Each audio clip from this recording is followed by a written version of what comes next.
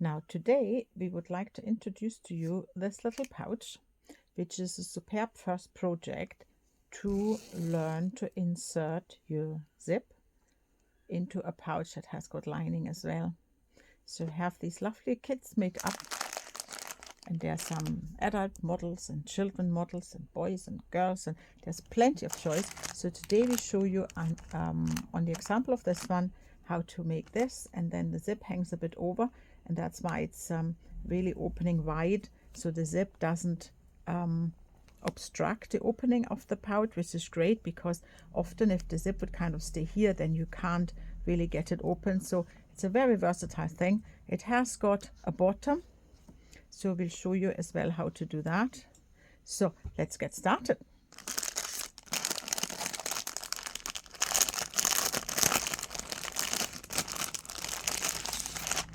You have got the written instructions here. So this pattern originally started as a free pattern on the noodlehead.com website. Now Noodlehead is the nickname of the girl who does, in our opinion, one of the best bag making patterns. She had blonde curls, or she still has blonde curls, so that's why she was called that. She had this as a free pattern on her website, so we make reference to her too, and we encourage you to visit her website to try out her various other bag patterns. They're very, very good, and we find that the instructions for once are not confusing. They're really, really good. So today we make this bag. In addition to the written description, we offer you the video as well, in case you want to look at a combination of both, or in case you just want to look at the video because you can understand it better that way. Now, what does it say? It says we have 2 fag quarters. Now, these 2 fag quarters are more than enough. You can make more bags with them. Then you have got your zip, 10-inch long, which is somewhere here, which is here. You have got your red thread, and you have got your non-fusible fleece. So this is Thermolam by Violin.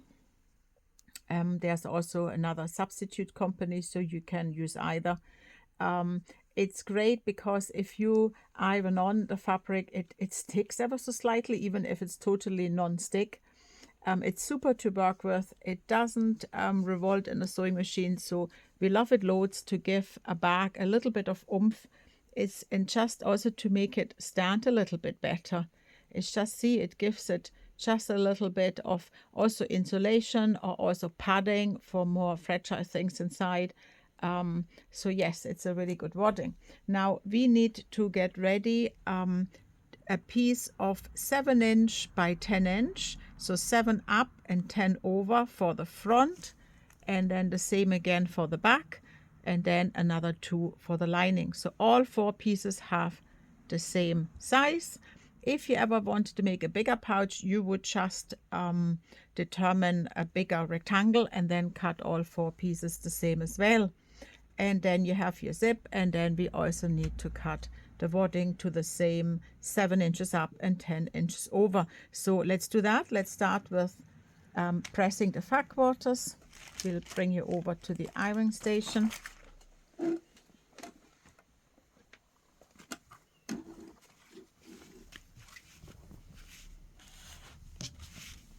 Just to get the creases out a bit. So obviously you now need to make sure, if you have a directional pattern, that you go with the pattern for the 7 inches up and the 10 inches over, that you don't by mistake have your pattern laying on the side or on its head. So you need to be really careful then later on where you put the zip. These patterns here are non-directional if you so want, so we have a bit of an easier life.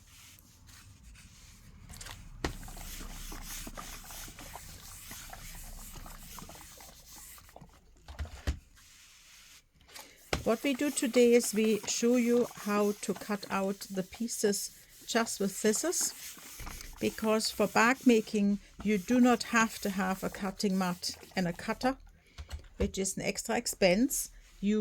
Obviously it's kind of easier with a cutting mat and a cutter because it's all straight lines and 90-degree angles. But we wanted to show it to you that maybe also it could be the first zip project of a young person who just starts out, or of a grown-up who just starts out, and you don't really want to have to buy ever so much before you even start out and see if you like this new hobby. So we just want to go the easier way. You do need a ruler, however. We always recommend to have the long ruler and a short ruler, and with that you can get any shape you want. The ruler is worth 6.5 inches, so we need a second ruler just to give us that ½ inch. And the rule is always that you cover what you want to cut. So if it's 6.5 to here, you need another ½ inch there, and you need 7 up and 10 over. So you see that here. Let's just get that a bit more accurate. Here we are.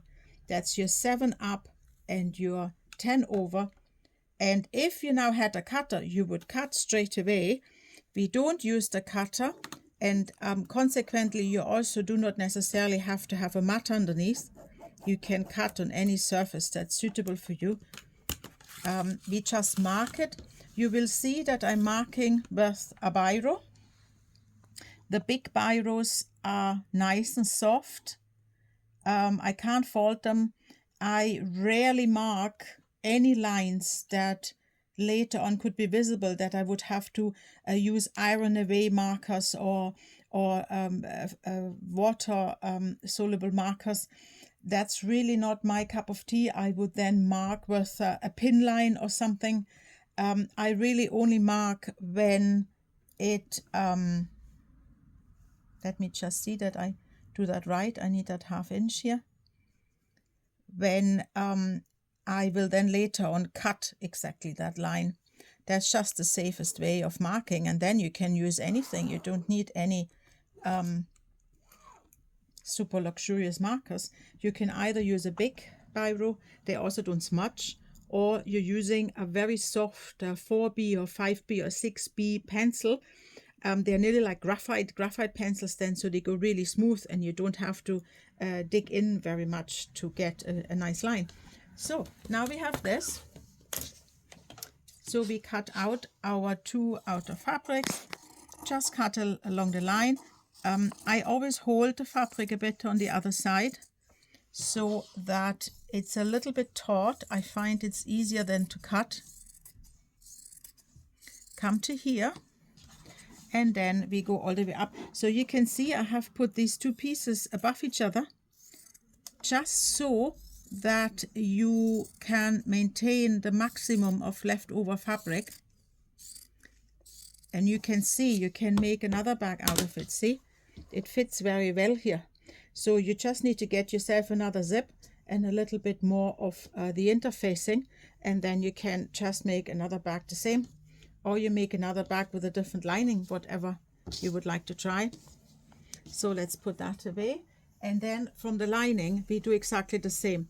Now, if you are at the beginning of your journey with making bags and with measuring and with using a ruler, do you know there's nothing wrong that you just line out these 2 pieces on your fabric and cut around them. That way, you know for sure you will have the same size for the outer than for the and for the lining. So you can compare these, so you know that's correct. And then to be super fail-proof, we'll just cut around here. That's absolutely okay. You don't need to measure it all again. And if you have a little bit of a squibble in your cutting here, that will all disappear in the seam allowance. That's all not that tragic. So then we line it up again, and it's just really good to know that you will not end up because you have, I'm just trying to get a bit of here, that you forgot to add that ½ inch from the other ruler for your second piece, and then they have different sizes. So you don't have all these concerns if you just run around it. Here you are. And then that can be folded away. And now we just need to add the wadding, which we have over here. And then we want to have 2 pieces here as well. So any interfacing is always attached to the outer fabric. Some people wonder, that's why I say it so with a special mention. And look, you just want to cut this a bit down. And it's really okay that you leave a little bit wadding over all around, just a little millimeter. That's better than if the wadding was short. And you will also see, you will note that I do not measure the wadding. I just take my outer piece and run around it. You will also see that I lay it up to the straightest line here. That's it. That will do us. This will disappear in a seam allowance, so there's no problem from that. And then if you press it a bit on, it will hold really well onto it. That's what I like with this wadding. And now you can, if you want, kind of quilt this a bit. If you want, you can take with your red thread, you can just follow those lines a bit, put a couple of pins in and go a bit across. You can do that. I don't do it now because I just want to show you how the actual bag is made. But you will see on this bag, if you look closely, there are also little quilting lines down here. And these lines would only be the outer fabric and the interfacing wadding. So you do not quilt through all the layers, right? The lining is separate. It's always separate. So there's a bit of movement in the bag. So we have all the pieces we need now. That's us. Let's put everything else away for some tidiness. So now we need to put the zip on. Now you can see here the zip is coming off to achieve that idea that you can open really wide. So if this is all a bit too complicated for your first pouch, then you can certainly have the zip not coming off at the end. I will show you when I lay the zip down. I show you how the difference, how it looks. So that's how the bag looks if the zip is not coming off.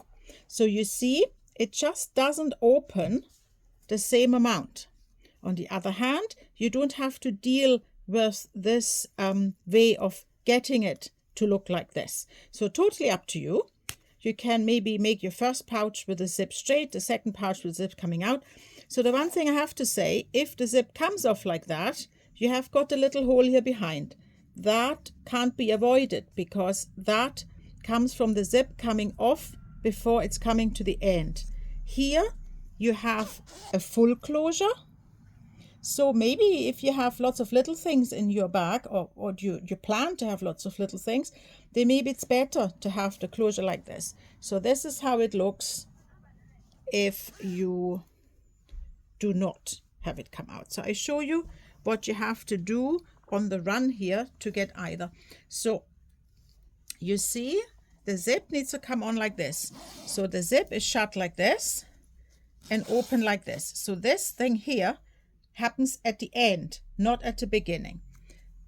Normal zips always go in on their tummy, meaning the side where you don't see the zip teeth. You can see here on the zip, you can see that you have different textile runs. And it is perceived as kind of homemade if you see several textile runs on the zip once it's sewn in. So you would try to just kind of sew it in here before the textile changes, before the pattern changes on the zipper tape, if that makes sense. So zips always have these lines, not just for fun, but to guide you. So you have a line you can follow when you sew the zip in. So let's get my trusted magnet, which I can only recommend. And let's sew it in. So here you need to consider there will be a seam allowance coming down. So we shall just come so much up here that when you come down with your seam allowance, you sew past before the metal bits. so that on the finished bag, see, the metal bits are just before it goes into the seam. So about here. If you go too much up and you have to argue when you're sewing down with those metal bits, the needle of your machine won't like that particularly much. So let's pin that in. So if I pin it in, see, I pin it in from the side in, and you will see in a minute why I do that.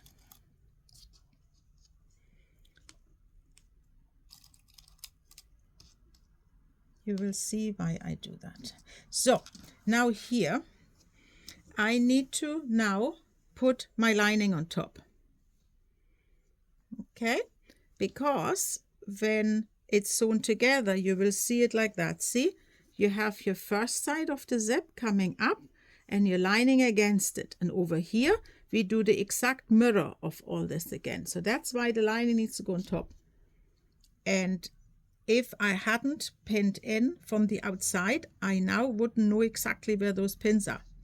So I can put that now on top. So, and if I want the zip to come out like this, here before the end, I will sew to here, and then I will push the zip downwards so that I will complete the run here without the zip. And that is then what later on creates that hole. If I want my zip like this back, all the way straight, then I just stay in line and sew all the way to the end and don't pull on anything. So that's the difference. That's how you can decide which way you want your zip. So, and as we had said that the textile change is about 5 millimeters down, I can feel where my teeth are. That's where the chunky bit is. And then I will stitch about there. And then we will just check. We will check if we're on a good run, and if you're too far out, we can run again. Because these stitching lines you'll never see again, because later on they're totally enveloped. So let's get that done. I'm just changing over to my zipper foot.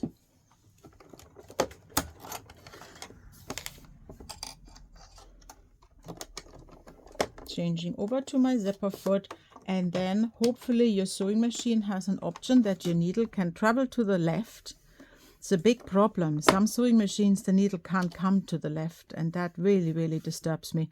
So if you buy a sewing machine, make sure you have a position that the needle can come to the left. That's what you need. So the needle comes out here, and when you go down, you see that the needle comes nearly off of the foot, and that means we can get really near now to our zip. See here, when we go in now, see, I also leave this shut. You can leave that alone. It doesn't bother you at all because you're up here in the run. So, and your needle is there, see? So the needle doesn't come near the zipper glider at all. A lot of people are afraid of zipper gliders. Say, but where will I put it? Leave it there. It doesn't disturb you. The only thing what you do need to pay attention to is where the little bit here is. This one is a solid one that will stay put, but sometimes you have like loose ones. And if they then by coincidence have moved over here, you will pop your needle. So you do need to feel a bit that this zip glider thing is out the road. So, and then we will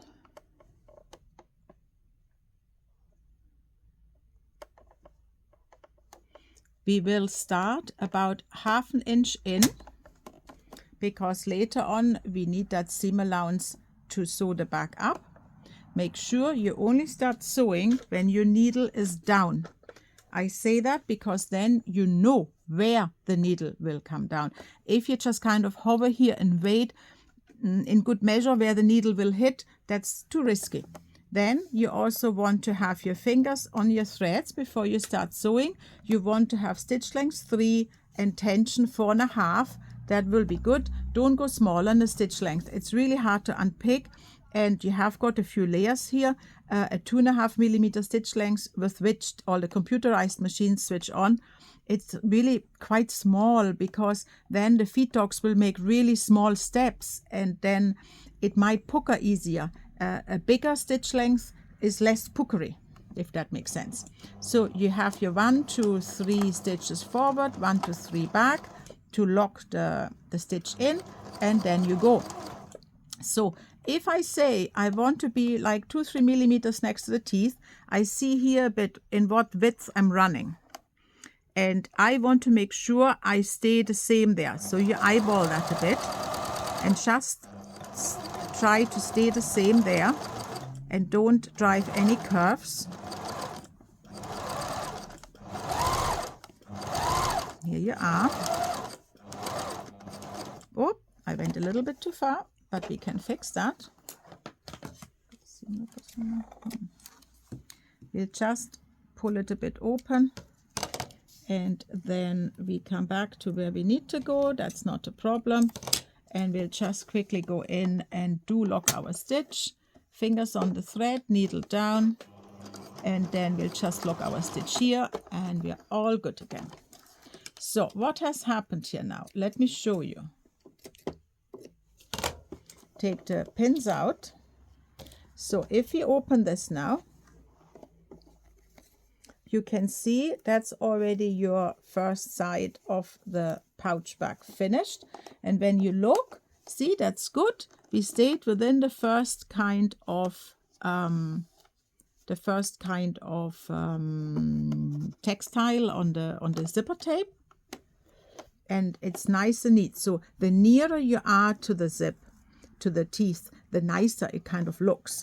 So now, because I'm so much concentrating on this video, I have sewn it all the way to the end. So this pouch would now end up like this, remember? So, but we really want to make the other pouch this time, because I also want to show you how you do this little bit at the end. So we need to go back in quickly and open that a bit. There you are. Yeah, I should have had a seam ripper next to me, but I don't. But there's other options, so we're good. So now what do we need to do? Don't try to come this way. It's sometimes difficult to imagine all this on a 3D. You don't want to go this way. You need to go that way. So it comes off the run, off that stitching run. Okay, so pull it on that way, bring everything else back up, and then rejoin here, needle down, she wanted to say. Well, we'll just rethread, and then we're back on. Hold the thread, put your needle down, here we are. And then once the needle is down, it makes it so much easier for you to pull the zip out, because the needle, as I always say, is your very best pin you have. So a bit back, a bit forth. Remember, we need to lock the stitch again, and then you come to the end here, that 1/2 inch again before, for your seam allowance on the sides, and that is you. And see, when you look now, that's half of it done. And here, see, the zip is out, and I will sew to here when I sew the sides up, and that's that little hole at the end that I was talking about. So now a lot of people now have problems to understand how they need to lay the fabric here now. If you have that same problem, why do you not go the long way and kind of fold it the way it is here? See, here you have got the zip, and the red fabric and the wadding is folded off like that. So do you agree with this? And then when you have your lining, look, so let's even put a little pin in here, then I'm not running out of hands showing you that. There. And then the green, you agree that they will have to be right sides facing, as they say. I call it good sides kissing, but it's right side facing. And you agree that the green has to be under the zip, like so, to have the other side of the lining. So if we know that, and here we've pinned the outer and the wadding, then logically it can only go this way, right? And now we need to make sure that these sides line up on each other, that the front and the back of the bag meet when we are sewing that together later on. So let me push that a little bit more out to here. That needs to line up and that needs to line up, right? So here we are. And now I will pin that in a little bit, again, like I did before. So as you remember, I said to you to leave the wadding a little bit bigger, but the zip you line up to the fabric, not to the wadding, because then it would be too big. So the fabric is your boss, so to say. So pin that in a bit. And then you need to end up lining up with this again. Yes, that's there and thereabouts there. So the reason I'm pinning that in a bit again is I need to see where we went out here. It's here.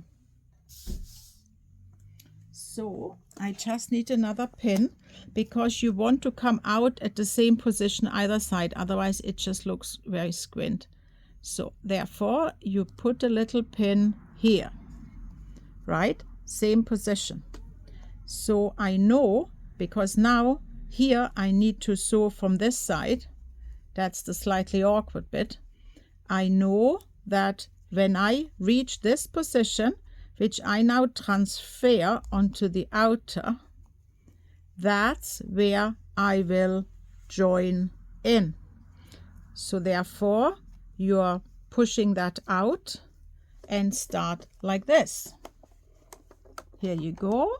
Same again. We were about 2-3 millimeters from the edge in the last round.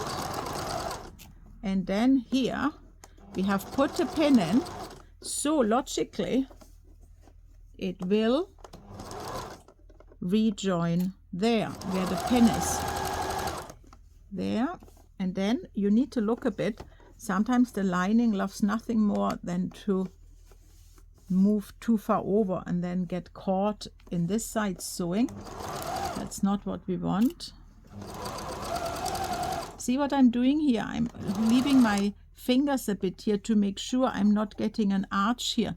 So you always need to push a bit the lining and see that. So you are basically extending the feet dogs. The foot. Feet dogs are underneath. The foot. You're extending it really long to keep any potential arching down. But on this side, we can go all the way until the 1/2 inch from the end. See, there's your zipper glider underneath, but it doesn't bother us. And we come to here and then we lock the stitch. So let's have a little look how that went, if you have to correct anything. Well, from this side, we look okay. Here is our outside. We look okay. See? So you can see now that's your zip. And then the two sides with the outer and the inner. And so, so on this side, we joined a bit earlier. So that can happen a lot. And I'm kind of glad it happened here too. So I can show it to you how to fix it. So you know it's just a little bit further. How that happened, I can't tell you, but it happens very quickly. So despair not. We know we need to go to here. So we'll just need to fix that a moment here. That's not a big problem. So we'll just need to open that a little bit. We open that a little bit. Hang on. With a seam ripper if you want, or you do like me, you just snip in and then you pull a bit. So where does it come out here? Let's have a little look. See here, it comes out here. So then you know you need to kind of start about here and then come out. So let's do that. So we go back in, we need to go a little bit more further. There we come about, lock the stitch. We come about to here, there, yeah, and then we start here. And we know that about here, we need to be off the zip. So if we know that our run of stitching is about here, then we know that inadvertently we come off the zip here, and that's what we want. Hope that makes sense to you. And then we come to the end and stop. And then let's look if we have done a better job this time. Oh yeah. See, that looks better. That's a bit better. Okay. So now we need to sew. We need to open the zip to half, because otherwise we won't be able to turn it inside out then. So that would be a shame. And now we line them up here. You need to make sure that these two metal bits now line up here, and the ends of the zipper line up like that. And then you put in what I call a strategic pin, that you know that you're here. So just to not confuse yourself, I think we'll just cut that overage of fleece off here, that you don't wonder which line to follow. So we need to follow the line with the two fabrics, and they're really nicely on top of each other, right? So we start here. So yes, we could actually and should go back onto our normal foot, because with your normal foot you have more control, because your normal foot has like two legs, whilst your zipper foot has got like one leg on the side, and then your needle is out here. So you will never have the same balance as if you have a leg either side of the needle. You see, it's a lot more stable. So go back to your middle position, and then we start here on our seam allowance that we have agreed. That's where we had started. You start there, and you will now say, yeah, but there's a zipper underneath. Yeah, that's not a problem. We can just sew over the zip, because what I should have said at the beginning, you would use a stronger needle if you sew a back like that. You would use a 90 14 or a 16/100. That's your jeans needles, and then nothing will pop on you. I also have got the pin still in here. You can absolutely drive over a pin if you just go slow, right? So you can leave the pin in, that's not an issue. But for that, it's good that you have a bigger stitch. So the likelihood is very high that the stitch goes absolutely over the pin. Only a tiny stitch would hit the pin, but for that we increased the stitch length earlier on. So then you stay with that 1/2 inch distance to the end. Make sure they line up nicely here, which they do. You come down here, and where you are on equal distance, the same distance to there, then to here, there you pivot. Pivoting is that you put the lever up, you turn around and put the lever back down. And then you look, see that your fabrics are nicely lined up, and so they are. You also see there's a lot of wadding, so that kind of must have moved a bit. So once you are used to sewing, you still can eyeball that, but maybe not at the beginning. So I just kind of cut that off for you that you see better. And then we keep going. And we do the same thing again, where we are equal distance to the fabric, which stops a bit short of the wadding. So we are about here. Let's say here, needle down, lever up. So, and now we need to prepare here. So here we need to make sure we can tug a bit, that these two line up, and obviously this here now needs to go totally out the road. That's a very big step. So you need to take that zipper now and put a pin in this way. See? And that was actually not smart. I need to put it in this way, so that under no circumstances the glass head gets caught when I'm sewing. That's the last thing you need, okay? So, and then you line that one back up, zippers out the road. You line these two back up, see that the green fits really nice. And then you put another pin in here. You see that I haven't pinned anything else. I don't like to rely on pins. I like to rely that the fabric is lining up, that you see what you're doing. So with me, you will mostly see strategic pins. I cannot sew here and make sure that these line up at the same time. So therefore, in goes a pin. I can't hold the zip away whilst I'm sewing, so in goes a pin. But if you're sewing anyway, and if it's stabilized by your needle being down, these pins would kind of just be a distraction, if that makes sense. So lever back down. Don't forget to put your lever back down. If your lever is not down, you don't have a tension. Your tension doesn't engage. And that would not work very well for your stitching.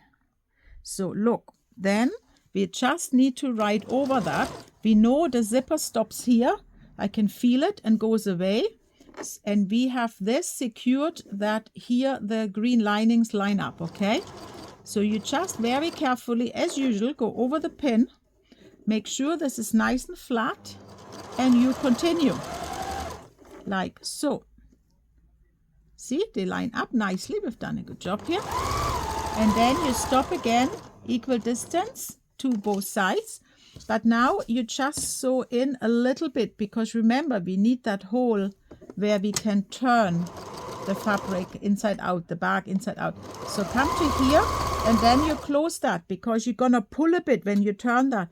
And if you didn't go a little bit back and forth, locking that stitch, then it will burst open and you will not be happy.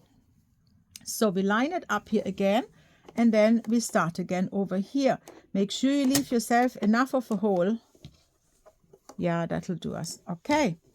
So maybe we indulge and come a bit less even. So we go down here again, needle down before you do anything. Hold your threads that they do not flop back when you start stitching. And 1, 2, 3, and back and forward and back just a couple times more, because it's a pressure point. And then you check if they're lining up. You always need to check and double check. And I just find if you would be pinning, you wouldn't check so much anymore. So pivot again, and now we drive home. See, they line up nicely here on the side, so we're all good. Here, here, here. And here we just needed to make sure, yes, they're still nicely lined up here. So the reason they need to line up on top of each other is that the teeth are now here. So the teeth are like a saddle. You have the teeth on the top and then the two sides falling off. And that's what makes it looking quite nice here then. So see, when this was sewn, this one was a bit curled. So ideally, it would belong this way. But you know, if in a shop you would see that pouch, would you question that it looks like that? You will not. You will just buy it because you like the pouch. So we shall not question our work too much. Normally, it's much prettier than what you can buy in a shop made by a factory. So, and then we go back to here. And then we close off, back, front. You can never go too many times back and forth. It's better to extra lock your stitch than not to lock it enough. So, here we are. So now we need to get all this. Oh no, we are not done yet. Oh, we are not done yet. Look, now first we need to make the gusset. These bits here. Forgot all about that. There you are. So we need to pinch it apart like this.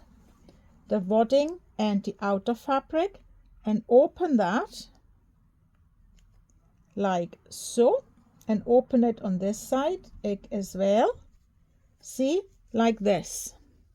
And then you need to, it says here it wants you to do 4 centimeters. Let me get my machine a bit out the road. Here, 4 centimeters are 2 inches.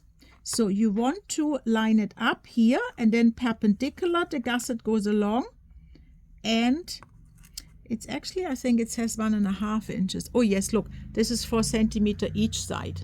So I think I remember it said 1.5 inches. So you line your ruler up and you draw the line where you have from the middle 1.5 inches to either side. See, that's where you line up.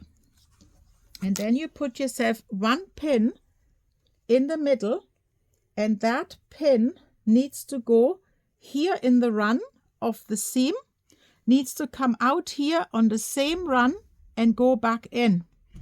If you don't do that, then these two lines will not line up, right? Because this is where you're going to sew now, but these two need to line up so it looks pretty. And these two are this and this, okay? So then you rattle that down, pull that a bit, it's a bit awkward, so that it's nice and straight. Again, lock your stitch and then come over like so. Like so. And then first we take the pin out, otherwise we kill the good old scissors, that would be a shame. And then we do the same over here. So if you're now worried and you say, well, how do I know I have got both the fabric and the wadding okay? Which I don't have here, see? See, that's a funny thing. I make mistakes too. And I made a mistake. So why shall we not just show you all the pitfalls of this as well? Because I was being a bit too fast and I didn't check, because you get inside here through that hole. I didn't check what happened. Typically the fabric didn't attach to the wadding. I have both fabrics on this side and both waddings on the other. Look at that. So that just confirms to you that you need to do that better than me.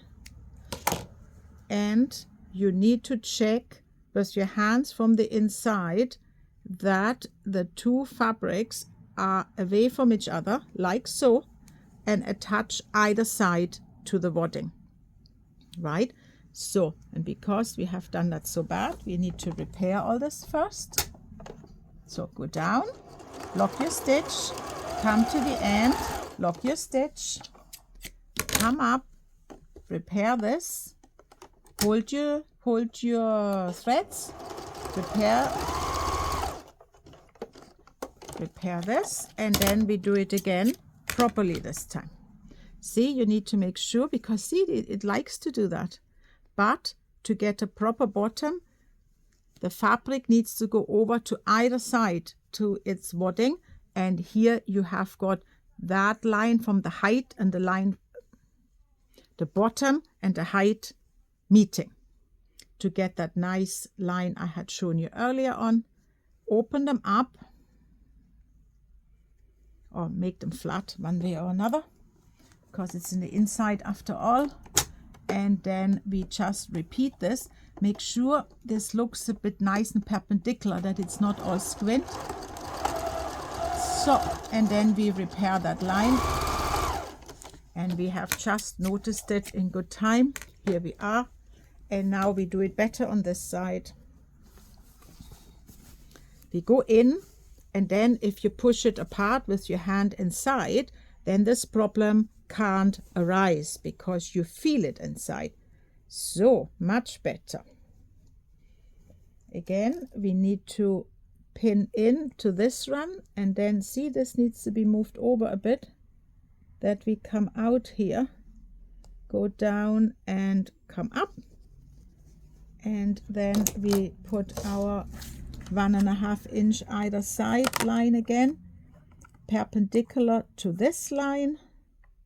Where are we here? A bit higher, a bit higher. This needs to be, so you need to kind of play a bit with it until you have the same amount here than here.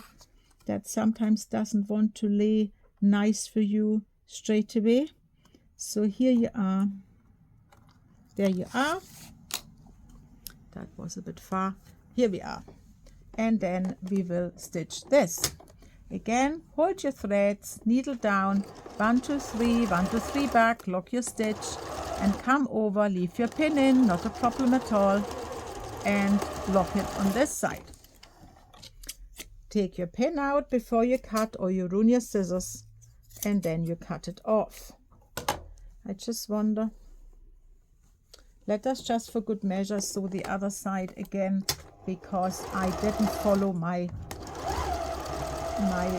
drawn line perfectly, just to be good people. Here you are. So, and now we need to do the same over here. Here it's not so cumbersome because it's just one layer. And then we're nearly finished. So see here, you make sure they line up. So on this side, you don't need to open it. You can leave it like that. We just opened on the other side to get rid of the bulk. Put it along that line, and hallelujah, we are in the same line here. And we put our 1.5 inches to either side again. About here. There. And there. Let's do that. And stitch that again. Hold, come on, confirm, and move it a bit so that it's really a nice rectangle here. Don't cheat on that because otherwise it won't look right. Here you go. Pull it out, pull the pin, cut it off, and then one more to do over here. One more to do over here.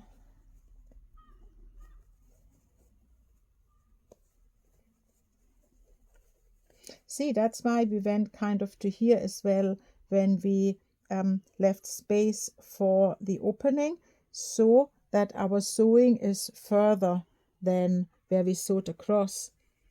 That just makes it easier then to sew the hole shut. I'll show you in a second how you do that.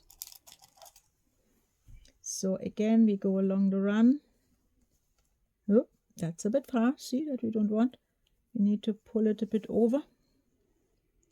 And now, does it look, oh yeah, that looks better. So there and thereabouts.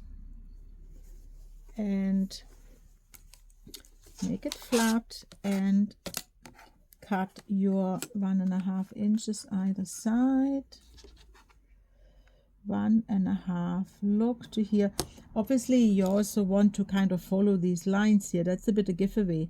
If these lines are super squint, then you know you have done something wrong somewhere, because obviously the stripe, we cut it out properly at the beginning. So logically, these lines really need to go along the stripe now. Again, hold your threads, put your needle down, 1, 2, 3, 1, 2, 3 back. Now here, I have pinned it the wrong way. See, you get the receipt straight away if you do the littlest mistakes. We just then pin it again from the other side and then take that pin out. That was a risk because the glass head was just there and it would have caught under the foot and it would have caused us problems. And close the stitch, come out. See, sometimes it doesn't want to go. That's the manual machines do that. So you just need to come a bit towards you with the flywheel and then the stitch is finished and the project will come out. So cut that. So hopefully we are seeing only good things when we turn that now. Remember, we put a pin here on our zip to get it out the road. We pull that out now. And we want to open it maybe a bit more. There we are. And then we go in with our hands and push it all the way through. And hopefully only get good surprises. Oh yes, that doesn't look too bad. Ooh, well, I'll only show you this side now. The other one is not so great. That's the one which I messed up first. So I would now, after the video, go back in there and fix that. But we shall admire how nicely it came out here. That will do us for now. And then, see here now, here's that bit from that zip that you need to get out here. There we are. So, and then that's our bottom run here, see? And that's the one now where we need to sew shut. You need to sew it shut. And you just take it like this and you pinch it. See, you pinch it with the seam allowance to the inside. Here you are. See, so you end up either side on that preparation line that you had stitched. And then we put a couple strategic pins in. And yes, we could sew it with green now, but maybe for sure we just don't. So it was green, we stay to the red. And see how I'm holding as well, how I'm holding this. I'm holding it taut. It's so much easier if you hold it taut. Don't do this. Don't pull like that. You just do not have the same kind of control. Keep it to one hand. So you have one hand free for the pins and one hand sews. But if you have the hand as a V, you can really have good control. It helps me an awful lot. That is a loose thread that needs to go. And then you pinch it so it comes to the end here. And as usual, close your stitch. And then you cut near the end and then you tidy up straight away. Cut here. So, and the one last thing we need to do, we now need to take this out and go to the free arm of our machine. And now we need to run once around all this. Make it all the way open. See that you have a straight run. You don't want to start here. Never start in awkward bits. Start somewhere else. Maybe start here. Start here. Or if you say, I really kind of always want to look at the back this way, then by all means, start here. So you never see the beginning and the end. Put it around your free arm. And then now you want to stitch about 1 millimeter near the edge. But you need to make sure now that this doesn't flop over. So you need to push your lining down. And here I don't backstitch. What I do is when I come back to it, I stitch a bit over it. Then it doesn't look so bulky, okay? So I just start stitching. I had my fingers on the thread. That means I won't get bird nest underneath. So, and with this hand, I can feel that this is out the road. And then you do a nice stitching, equal distance to the edge, as good as you can manage. And here, you need to get that bulk a bit flat. And here, see my hands, where my hands are, I'm shoving it through with my full hand to don't allow it any movement whatsoever. If you have a very little machine, there's nothing wrong helping with a flywheel if the motor of your little machine doesn't want to do it. That can happen if you have a tiny little children's beginner machine or something. Then you just go with the flywheel towards you, never away from you, towards you, and help it over the bumpy bits until then the motor kicks back in to continue stitching as normal. See here, it wants to come up a bit. Ta-ta-ta. So we need to straight away pull that down and continue. And continue. Make sure it's all down. Tidy up here what you have there. So see here, there's a bit of a bulk now, but it doesn't matter. Again, flywheel to the rescue if you need to. Hand crank machines manage the same way. Get this out the road and just see again with my whole hand, I keep it steady. And then you just quietly tick over it and continue. Here, your one job is to hit the same run as what's there. I'm just tidying up the little threads that they're not in the road, and I concentrate to hit the same run. I go onto that run and then I go a bit back and a bit forth and then I'm good. And because you're in the same run, it has locked it nicely, but it's not too bulky. Cut near and then we're good. Over here, there's a few loose threads, so get rid of them. There. So the actual bag is now ready. The only thing we need to do now is we need to give you that nice end bit that we have here. So for that, I think we should have a green end bit because we have the thistle outside already. So what you do is you cut yourself just a little bit of this end fabric here from the remainder of your fag quarter. And then, so what happens now? I've cut enough for more than two widths of this, because you need to envelope it. And here, see, I'm beyond the metal bit. You do not argue with this. That's not your friend in stitching. So when you envelope it, you need to make sure you're gonna stitch beyond it, right? So you know it's about here.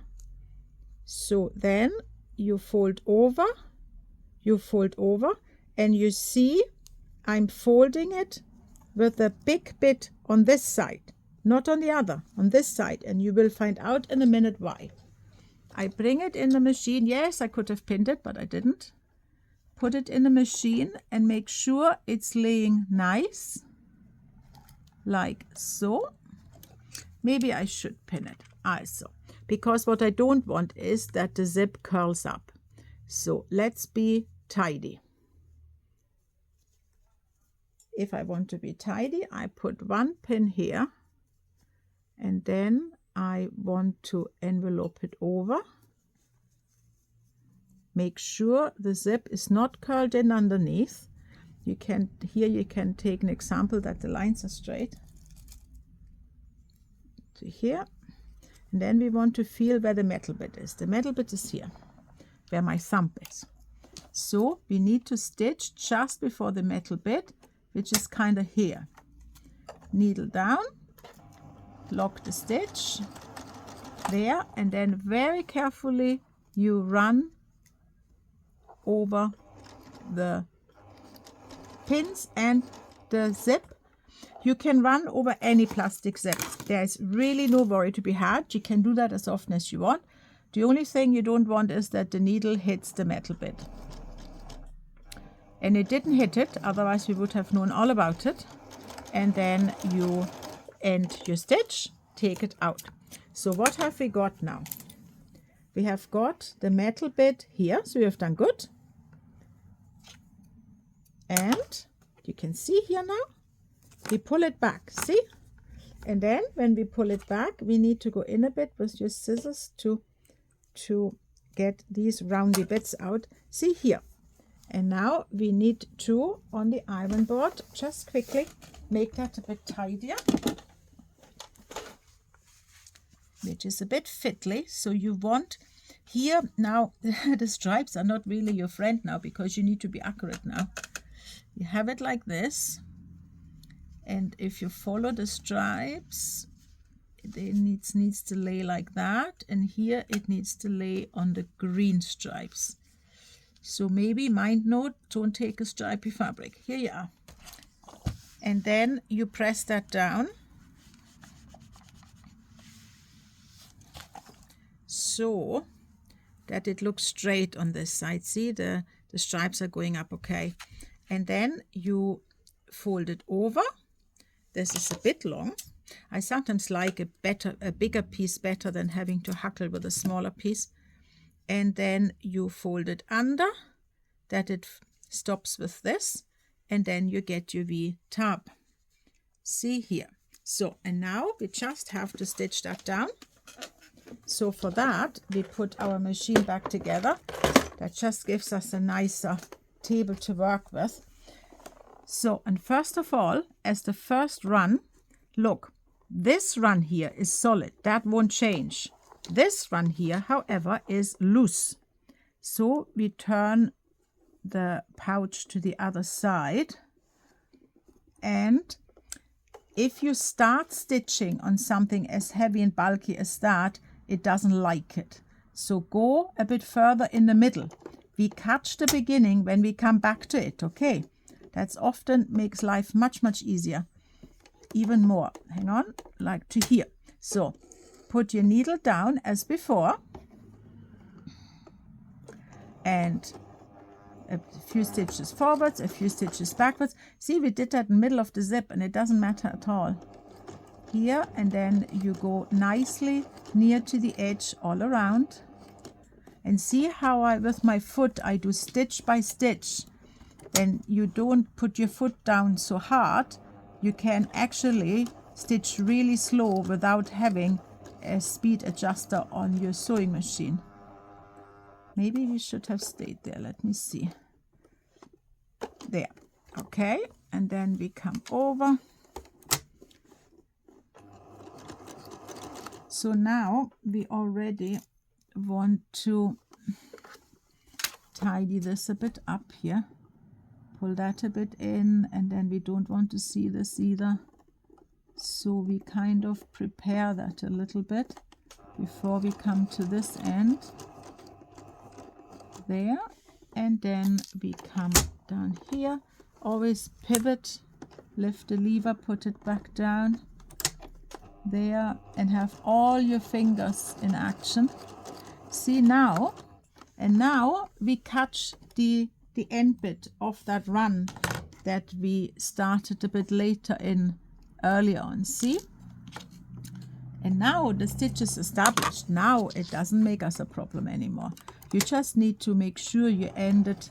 You need to make sure you end it down here in the same line as this run wants you to be in. There. And then you come back onto it, and then you finish off. There. I hope that made a little bit of sense to you. See, we didn't do it 300%, but we didn't do it bad. Ooh, yeah, that can happen sometimes. This looks a bit doubtful because we actually did it a bit squint, but you can always now come from this side and do another run over it. Go in and tidy that up a bit. And just do another run and come back on it. And if you make it a bit thicker that way, then nobody will find out that you had it slightly squint. So let's have a look at this. Here you are. So that's your finished project. I think you have done a great job. In hindsight, I wouldn't have used the stripy one. In hindsight, I would have used the thistly one. Do you know why? Because the stripes are not your friend. You see any squintness, or I would have paid more attention to how the stripes went.